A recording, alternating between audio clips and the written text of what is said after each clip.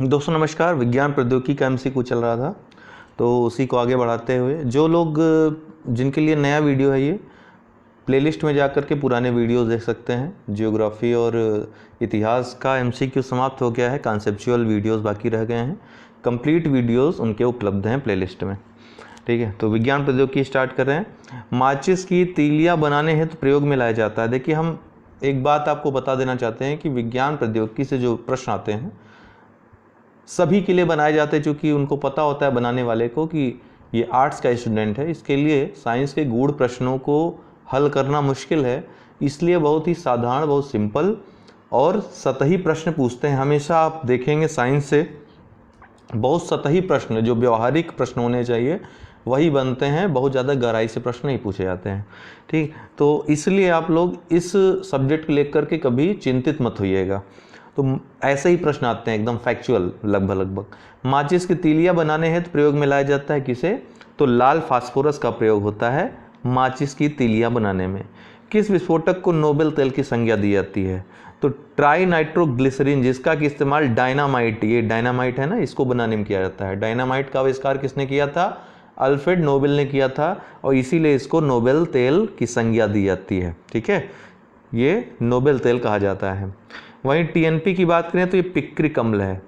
गंभीर जो युद्ध होते हैं विस्फोटकों में इसका इस्तेमाल होता है। हालांकि सबसे ज़्यादा विस्फोटकों का युद्ध में जो इस्तेमाल है और ये ऐसी आक्रामक क्रियाओं में जो इस्तेमाल होता है टीएनटी का होता है, ट्राई नाइट्रोटॉल्यूएन का होता है। डायनामाइट को शांति काल के लिए, जैसे पर्वत पहाड़ तोड़ करके सड़कें बनाने हो, कोई उद्योग खड़ा करना हो, तो इसके लिए डायनामाइट का प्रयोग किया जाता है। अक्सर आप देखते होंगे जो लोग पहाड़ी क्षेत्रों के हैं तो वहाँ विस्फोट होता रहता है, वो डायनामाइट का ही प्रयोग वहाँ पर किया जाता है, जिसका कि जो निर्माण होता है टीएनजी, टाई नाइट्रो ग्लिसरीन का इस्तेमाल करके बनाया जाता है।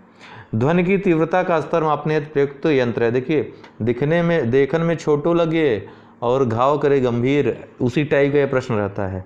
ध्वनि की तीव्रता आपने देखा नहीं कि ऑडियोमीटर मार दिया, और यहीं पे आपका क्वेश्चन हो गया गलत। क्यों? क्योंकि ये ध्वनि की तीव्रता नहीं बोल रहा है, ध्वनि की तीव्रता का स्तर बोल रहा है। ठीक है ना, तो तीव्रता का जो स्तर मापते हैं दोस्तों, ध्वनि की तीव्रता का स्तर, वो फोनोमीटर से मापते हैं। ठीक है ना, तो फोनोमीटर की सहायता से ध्वनि की तीव्रता का स्तर मापा जाता है, जबकि ऑडियोमीटर की सहायता से क्या करते हैं? ध्वनि की तीव्रता का मापन करते हैं। इन दोनों बातों में अंतर नहीं करेंगे तो आप गलत कर देंगे क्वेश्चन। फोनोमीटर क्या करेगा? ध्वनि की तीव्रता का स्तर मापेगा। ऑडियोमीटर क्या करेगा? ध्वनि की तीव्रता मापेगा। दोनों में अंतर है। ठीक है ना। वहीं अगर ऑडियो फ़ोन की बात करें तो ये भी इसी तरह सुनने में लग रहा है, इसमें भी कन्फ्यूजन हो सकती है। तो ऑडियो फ़ोन जो है सुनने में सहायता के लिए जो प्रयोग किया जाता है, जिसको आप अक्सर कान में लगाते हैं, सुनते हैं गाना वगैरह, वो ऑडियो फ़ोन होता है। ठीक है, वहीं ओडोमीटर एकदम अलग चीज़ है। इसका प्रयोग वाहनों के जो पहिए हैं उनके द्वारा कितनी दूरी तय की गई है उसको मापता है ओडोमीटर। ठीक है, लेकिन चूंकि मिलता जुलता नाम है इसलिए कभी कभी कन्फ्यूजन हो सकती है। ठीक, इसका जो उत्तर होगा ध्वनि की तीव्रता का स्तर, फोनोमीटर। अर्धचालकों के विषय में निम्नलिखित क्या असत्य है? अर्धचालक मतलब सेमीकंडक्टर, इनके विषय में असत्य क्या है पूछ रहा है। तो पहला कथन है सेमीकंडक्टर के विषय में कि इनकी इलेक्ट्रॉनिक संरचना में रिक्तता होती है। ये बिल्कुल सही है। आपको पता है ठोस जितनी भी धात्विक जो पदार्थ हैं उसमें फ्री इलेक्ट्रॉन्स होते हैं। वही फ्री इलेक्ट्रॉन्स में जो है बहुत ज़्यादा वही जो है कंडक्शन का कारण होते हैं। इलेक्ट्रिक कंडक्शन जो होता है, जो विद्युत चालकता होता है, उसका मेन रीजन जो फ्री इलेक्ट्रॉन्स होते हैं वही होते हैं। तो मुख्य कारण फ्री इलेक्ट्रॉन्स ही होते हैं, उनके गमन चक्र से ही वो चालकता उत्पन्न होती है। तो अर्धचालक क्या होते हैं? जो चालक हैं अर्थात जो कंडक्टर्स हैं, और जो कंडक्टर नहीं है, जो इंसुलेटर हैं।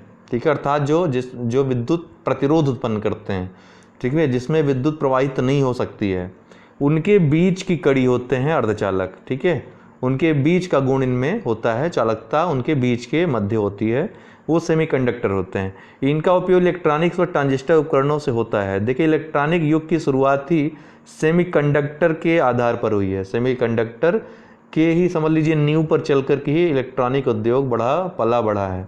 ठीक, जर्मेनियम व सिलिकॉन अर्धचालक हैं, बिल्कुल ये भी सही है, जर्मेनियम सिलिकॉन ये अर्धचालक हैं। इनकी विद्युत चालकता सामान्य ताप पर शून्य होती है। सामान्य ताप क्या होता है दोस्तों? अक्सर 20 से 25 डिग्री सेल्सियस के तापमान को हम सामान्य ताप कहते हैं, या रूम टेम्परेचर भी कहते हैं, कमरे के ताप, कमरे का ताप अक्सर इसको कहते हैं। तो 20 से 25 डिग्री सेल्सियस को सामान्य ताप कहा जाता है। तो सामान्य ताप पर शून्य नहीं होती है, ये गलत है, बाकी तीनों ही स्टेटमेंट सही हैं। दरअसल सामान्य ताप पर अर्धचालक की विद्युत चालकता जो होती है वो चालकों और विद्युत रोधी जो पदार्थ या इंसुलेटर्स हैं उनके मध्य होती है, ठीक है ना। लेकिन अगर 0 डिग्री केल्विन की बात करें, जिसको परम शून्य ताप कहते हैं, वहां पर अर्धचालक की चालकता शून्य हो जाती है और वह इंसुलेटर की तरह कार्य करने लगता है। एक और स्टेटमेंट यहां पर ऐड कर सकते थे जो अक्सर एग्जाम से पूछ सकता है आपसे, जो सबसे ज़्यादा पूछता है कि ताप बढ़ाने पर अर्धचालकों की चालकता बढ़ती है कि घटती है। तो याद रखिएगा, जो चालक होते हैं और अर्धचालक होते हैं, इनमें मुख्य अंतर यही होता है। अगर चालकों की पे हम ताप बढ़ाएं, चालकों की जो चालकता है वो ताप बढ़ाने पर वो घट जाती है। कोई चालक है, कोई तार है, एल्युमिनियम का जैसे हो गया, एल्युमिनियम एक चालक है, तार है, उसको अगर हम गर्म करें तो उसकी चालकता जो है घट जाएगी, अर्थात प्रतिरोधकता उसकी बढ़ जाएगी। लेकिन सेमीकंडक्टर्स में क्या होता है, अर्धचालक में क्या होता है कि जब गर्म करेंगे, ताप बढ़ाएंगे तो इनकी चालकता बढ़ जाती है, अर्थात प्रतिरोधकता जो रेजिस्टेंस है वो घट जाता है। ये महत्वपूर्ण अंतर है और यही आपके यूपीएससी से लेकर के जितने भी एग्जाम होते हैं सबसे ज़्यादा अगर कोई प्रश्न पूछा जाता है अर्धचालकों से तो यही पूछा जाता है। किसी नली में द्रव के प्रवाह की दर ज्ञात करने हेतु प्रयोग किया जाता है। द्रव की प्रवाह की दर पूछ रहा है तो इसके लिए वेंटुरीमीटर, ठीक है, इसका उपयोग किया जाता है द्रव की प्रवाह की दर के लिए। बाकी जो स्फेरोमीटर है ये किसी सतह की वक्रता जो है उसको मापने हैं तो स्फेरोमीटर, ठीक है, स्फेरोमीटर का प्रयोग किया जाता है। पाइकिनोमीटर की बात करें तो द्रवों के घनत्व और प्रसार गुणांक जो है उनको मापने का यंत्र है पाइकिनोमीटर। वहीं पॉलीग्राफ क्या है, झूठ का पता लगाने के लिए पॉलीग्राफ का प्रयोग किया जाता है, पॉलीग्राफी टेस्ट भी कहते हैं इसको। तो वेंटुरीमीटर इसका होगा, किसी नली में द्रव के प्रवाह की दर ज्ञात करने हेतु प्रयुक्त यंत्र। दोस्तों आज छोटे वीडियो है क्योंकि समय कम रहेगा तो कभी कभी बहुत छोटे वीडियोस भी आएंगे। तो आप लोग जो है बस कोई वीडियो छोड़िएगा मत, ठीक है। और आपके कोई डाउट्स हो तो आप जो हमारा व्हाट्सअप नंबर है उस पर संपर्क करके क्वेरी कर सकते हैं। 3-4 दिन से बहुत ज़्यादा मैसेज आ रहे हैं दोस्तों, बहुत सारे लोगों को मैं जवाब नहीं दे पा रहा हूँ, जिसके लिए बहुत माफ़ी चाहता हूँ। लेकिन धीरे धीरे करके मैसेजेस मैं देख रहा हूँ, उनके जवाब भी दे रहा हूँ, ठीक है। तो काफ़ी लोग नाराज़ भी होंगे क्योंकि 2-3 दिन से मैसेजेस पड़े हैं, हम जवाब नहीं दे पा रहे हैं उनके। उसका कारण समय थोड़ा कम मिल पा रहा है आजकल।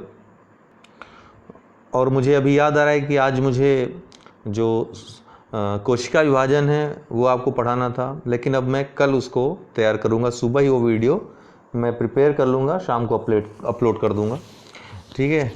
तो इसी तरह आप लोग बने रहिए, कुल मिलाकर रेगुलर रहिए और पढ़ाई करते रहिए। बहुत अच्छा मौका मिला है आपको, नया चैनल बनाया है, उस पर सपोर्ट करिए आप लोग, ठीक है। उसको शेयर करिए, लोगों को कहिए कि सब्सक्राइब करें चैनल को, ठीक है। तो बहुत बहुत धन्यवाद दोस्तों।